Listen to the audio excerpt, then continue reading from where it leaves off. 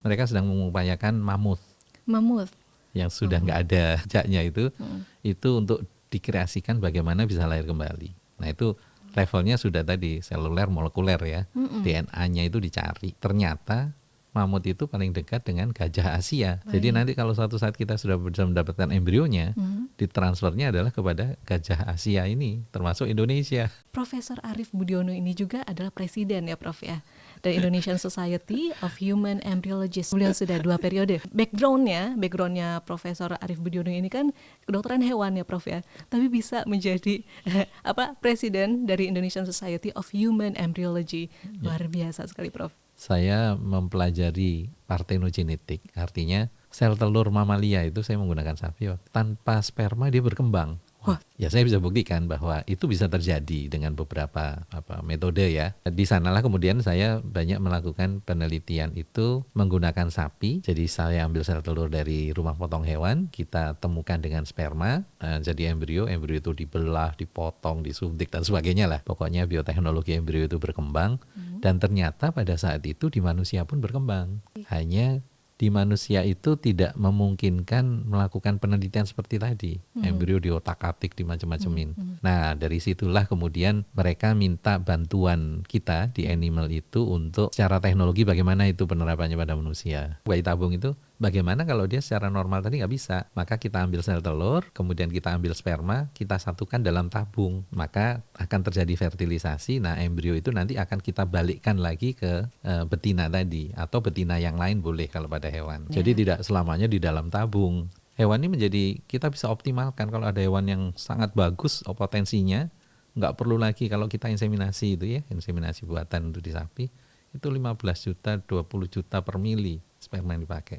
Padahal sebenarnya perlunya satu aja. Nah itu kalau kita bisa tusukkan langsung, ya perlu teknologi ya, perlu alat dan SDM, itu bisa terjadi gitu. Apalagi kalau untuk hewan-hewan yang langka atau hewan mahal atau hewan eksotik gitu. Ini dia nih.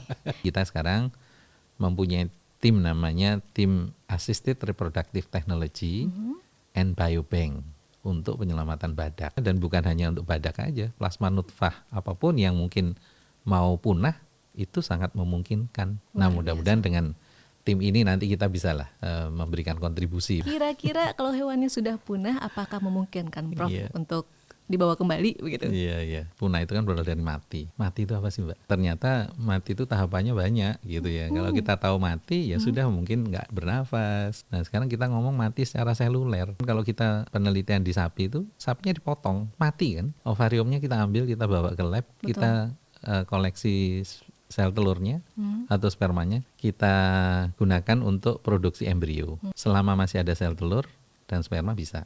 Nah yang menarik pertanyaannya, kalau nggak ada, itu sekarang ada teknologi menggunakan stem cell. Ada penelitian juga tim kami nantinya di dalam ART and Biobank tadi itu, Prof Hayashi dari Jepang itu. Jadi beliau bisa dengan kreativitas dan ilmu beliau itu, dari sel kulit itu bisa dimanipulasi menjadi indus pluripotent stem cell. Stem cell itu bisa dijadikan sel telur atau sperma. Wow. Wah itu kan bukan main sekali. Jadi kita kemarin sempat sama Pak Rektor ke Dallas. Mereka sedang mengupayakan mamut. Yang sudah nggak ada jejaknya itu untuk dikreasikan bagaimana bisa lahir kembali. Nah itu levelnya sudah tadi seluler molekuler ya. DNA-nya itu dicari. Ternyata mamut itu paling dekat dengan gajah Asia. Baik. Jadi nanti kalau suatu saat kita sudah bisa mendapatkan embrionya, ditransfernya adalah kepada gajah Asia ini, termasuk Indonesia. Wah. Nah itu kan seru ya kalau seandainya kemudian muncul lagi gitu ya. Untuk di industri juga kami dengan beberapa teman sudah berhasil bagaimana mengoptimalkan Wagyu, tahu kan ya?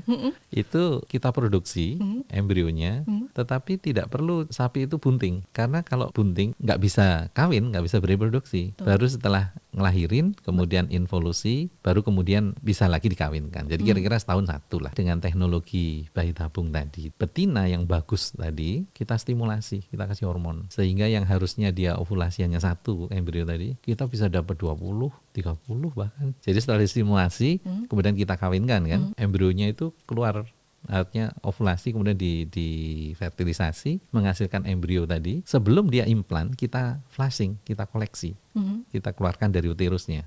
Kami sudah melakukan, kita pernah dapat 24 embrio. Nah 24 ini nggak mungkin bisa lahir dari induk tadi kan. Dan induk itu kita tidak perlu lagi untuk dia bunting. Karena siklus berikutnya saya stimulasi lagi untuk dikoleksi lagi. Kayak pabrik gitu ya. Nah embrionya ini kemudian kita simpan, kita bekukan, kita transfer. Nah kalau kita transfer ke Wagyu, rugi kita. Akhirnya kita transfer, kita pilihannya adalah sapi FH, Friesian Holstein, sapi perah. Sapi FH itu bisa menghasilkan susu kalau dia melahirkan. Ini kita manfaatkan. Jadi dia sebagai surrogate mother, embrio Wagyu tadi kita transfer di sapi FH tadi. Sapi FH ini bunting, nanti pada saat dia melahirkan menghasilkan susu kan, tapi melahirkannya Wagyu pula.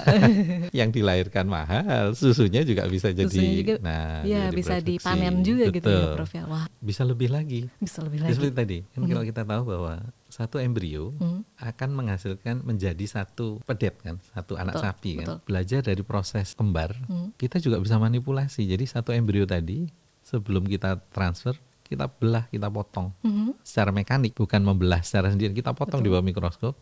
Jadi dua embrio kan. Nah kalau ini ditransfer jadi kembar, kembarnya identik karena dari satu embrio. Di manusia bisa nggak? Bisa.